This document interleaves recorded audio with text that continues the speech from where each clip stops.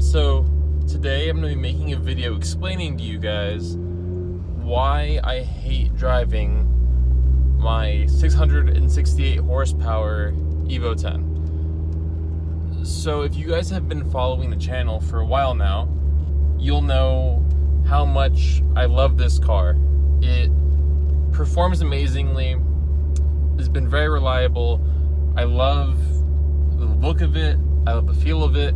Pretty much performance-wise and looks-wise, even like ride quality, I think is all great.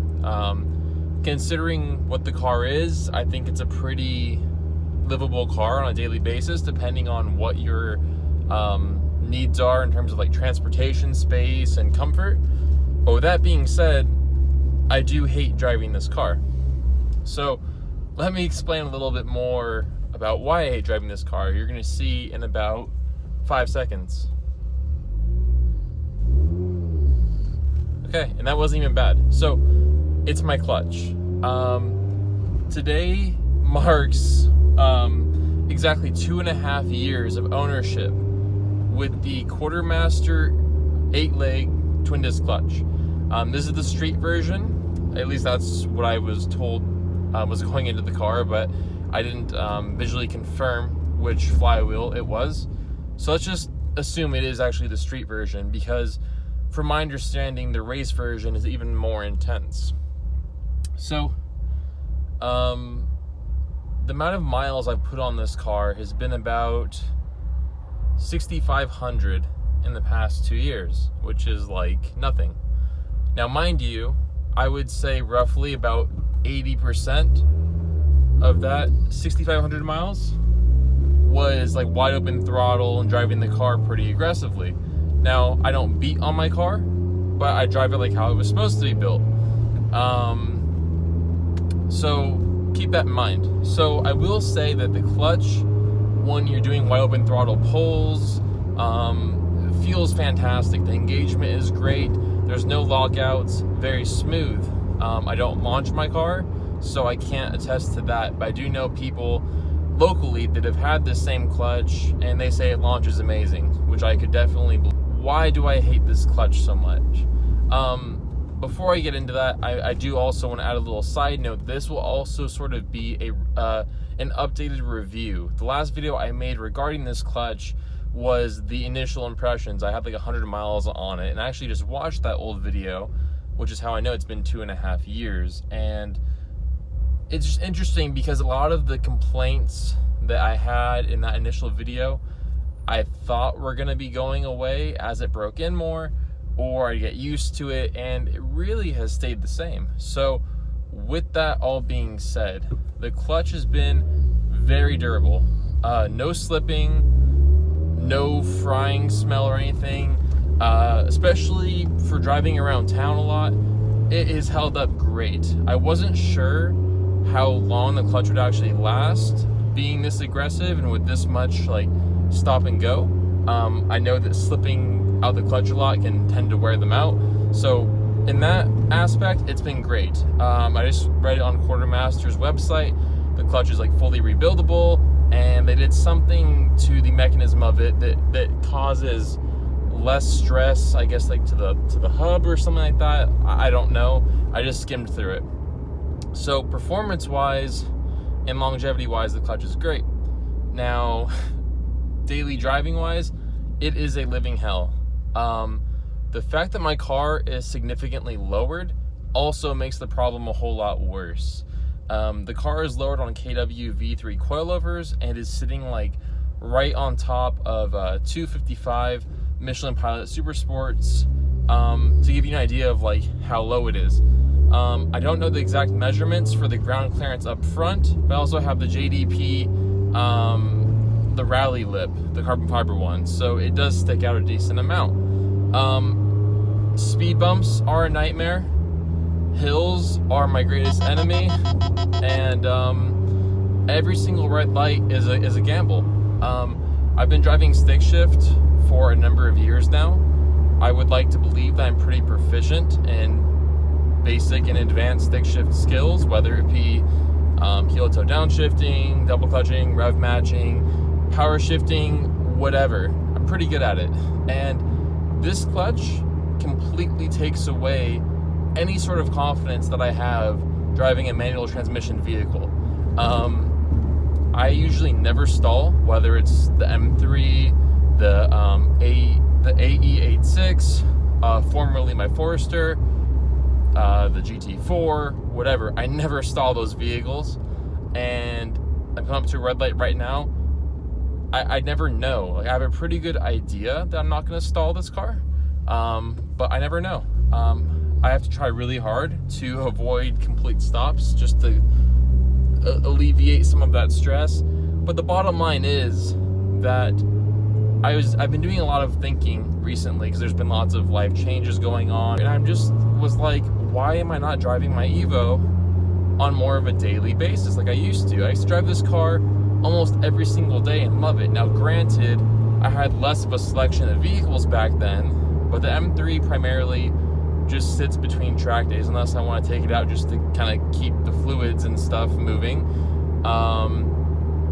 The AE86 is more of a daily driver when I want it to be. I've been driving that quite a bit recently, but it's going to be primarily just a canyon cruiser and a car that I'm going to enjoy building over the years. The Crosstrek is primarily a company car, so that one is just driven usually to and from the office if I need to. Transports, takes me to and from events for work. And the Evo. So the Evo is just mainly my car meet vehicle. Things I like to enjoy when I want to go fast. But other than that, it's just mainly a creature comfort, and I would really like to enjoy the car more. And I've been thinking, why do I not drive it more? Reason is, it's the clutch. It is the clutch and the ride height, but primarily the clutch. When you're trying to maneuver down a steep driveway or going over a speed bump, it's already difficult. Now, when you're worried about stalling your car and having to rev the hell out of your car just to get it to go, that doesn't help. So now, moving away from some of the rambling and going more into the actual review of the clutch, here's the problems. As the clutch gets hotter, the engagement point changes from my analysis. The hotter it gets, the harder it grabs, which makes sense. If you just noticed right now, the car just shook a little bit when I took off. That is how hard the clutch grabs. So the engagement point changing does not help things because you're kind of having to relearn the clutch every time you drive it, and as you drive it, it's changing, and you're having to adapt. So that's already very difficult. Even like right now, I doubt you could hear it, but just changing gears, there was a slight squeak and like a chirp because it's grabbing so hard. Once you get moving, it really isn't a problem. It's mainly just the stop and go stuff, which makes sense. But I mean, like downshifting, perfect. It's super, super, super smooth. This clutch is not heavy, so that's what really also throws it off, is as you're engaging it, it feels like a stock clutch. Like you're not having to have a leg workout just to push in the clutch pedal. So it's very deceiving because when it grabs really hard. I've let other people try to drive this car that have also been driving stick for a while, and they're lucky to even get it moving. After about the 5th try, they usually give up. So it also is an inconvenience because when you take your car, whether it be to a mechanic shop or let's say you're getting your car valeted, it makes it really hard for other people to drive your car. So it's almost a good anti-theft device, but it really limits the scope of who can drive the car. Like, let's say, God forbid, I'm out one night and something happens to me to where I am not able to drive the car and somebody else needs to take it home for me. Well, that's gonna be very tough, especially if the person driving maybe isn't proficient in stick but could drive your average car. There's no way in hell they're driving this car. So the aggressiveness really makes it difficult. The noises. In my first video, I mentioned how noisy this clutch is. That's still the same. It makes like a dying wheel noise when you take off. It like chirps, squeaks. It like moans almost. It's like it's talking to you. So definitely is a noisy clutch. Lots of chatter, especially on engagement and deceleration. So if you don't like lots of noises, not for you. It will make your car sound like it's broken. There have been some times where the clutch is grabbed so hard on a takeoff, and I've heard like just diff thuds and stuff. I was expecting to see like my transmission or my diff in like my rear view mirror. So it definitely isn't for the light of heart. It's not a very good daily driver. This clutch was recommended to me by 5150 Racing initially, because that was like the go-to clutch, and based on the goals I told them, which was holding the power reliably, it's done just that.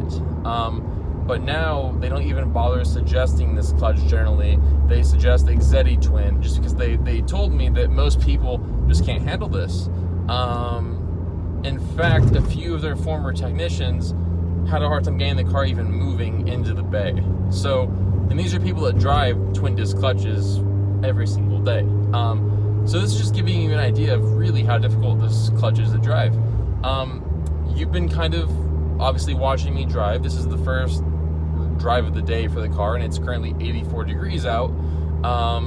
So this is all like the initial drive. So usually I've noticed that the first drive is the easiest. Once you park the car and keep on driving it, depending how many stops you make, like I mentioned earlier, it's going to heat up and heat up and heat up and get more difficult. The clutch is definitely easiest to drive when it's just completely cold out and it's the first like cold start or whatever. Very easy to drive. As for engagement, I've noticed a few comments in some of my older videos saying, why are you always watching your tachometer when you take off? Well, very easy, very simple response. It's so I can know where I'm at, because this clutch, I have observed that if you're not above 2,500 RPMs, you are not getting a smooth takeoff if you are able to take off. You just have to like really rev it to get it going. It's kind of like a two-step process. Once I start to release the clutch, I'll kind of rev it a little bit, and then once it starts to like grab, like right before it grabs, it'll start to drop naturally. So I rev it up one more time to get it above 2,500 and just roll with it and hope that it's gonna be good. These are some aggressive speed bumps. Jeez. So where was I? Okay, so that's for the takeoff. For reverse, in my initial video, I mentioned that going in reverse is way more easy. Well, that's still the case, but it depends how far you're backing up and if you're backing up on a slight incline. So let's say you're backing into a spot at a car show and the parking space is kind of like that, where it's slightly angled. You're gonna have a very rough time with this clutch, because when you're backing up, you have to be constantly revving it, right? Which that works for a few seconds. And then after those few seconds, I don't know what changes or if it's me making a mistake, but all I know is that you are just gonna be chopping, like chop, chop, chop, chop, chop back into the spot. It's horrible, it feels horrible, and it's kind of embarrassing. So I'm trying to think of what else to really go over. I mean, I definitely don't. It's weird because initially, like if you're going only for power and rarely drove this car like on the streets and just took it pretty much to and from drag races or even track events, I would recommend this clutch to you hands down. But if you're someone like me, where currently I'm just pretty much driving the car around town and doing fun pulls here and there, I'm not like seriously like racing the car, like whether it be on the track or drag strip, it probably would not be the best choice. Not because it can't hold the power, not because it doesn't feel great when you're moving, but just because it's very difficult to drive on the street. Before I sort of wrap up this video, there's one story that I really want to pass on. Like sort of, this was like when I was still actually breaking in the clutch, so it was quite a while ago. But I was in a parking garage, and in parking garages, if they're multi-level, you obviously have to climb the levels. So For whatever the reason, there is a very tall speed bump in the middle of the ramp going up to the higher level. So I'm in this car, of course, and I see the speed bump and the ramp, and I'm like, oh, this is not going to be fun. But oh well, I'll try the e-brake trick, and it should be fun. So after trying to maneuver the car sideways over the speed bump, and after stalling 3 times, I'm starting to kind of realize that this is not going to end well. Now at this point, cars are starting to form a line behind me, so it ended up just resulting me turning on my hazards, rolling back, and just getting a rolling start and just hitting the speed bump and having to take it.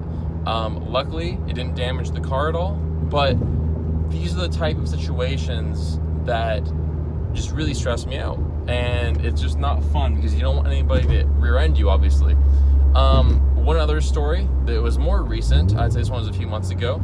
I was driving in Hollywood in this car and made a wrong turn onto Sunset Boulevard, which is pothole central, by the way.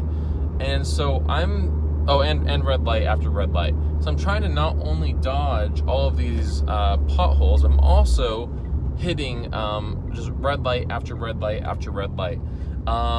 I finally get to my destination and see the driveway is like monstrous. It was one of those driveways where there's like a dip and then the driveway. So it's like driveway, dip, and then street. And I just looked at it and it was like, I am just not in the mood, and literally just kept on driving and just went back home because it's just, it just gets to you. After, I mean, believe me, if you're watching this video and are thinking to yourself that I'm over exaggerating, try driving this clutch for an hour, hour and a half in bumper to bumper traffic. So if you heard just there, that's my little 2-rev system. And so far in this video, the clutch has been pretty fine actually on takeoff. I'm just getting to my destination now, so you'll kind of hear me pull into the space and everything. So I'll shut up for 1 second so you can kind of hear me pulling into the parking space.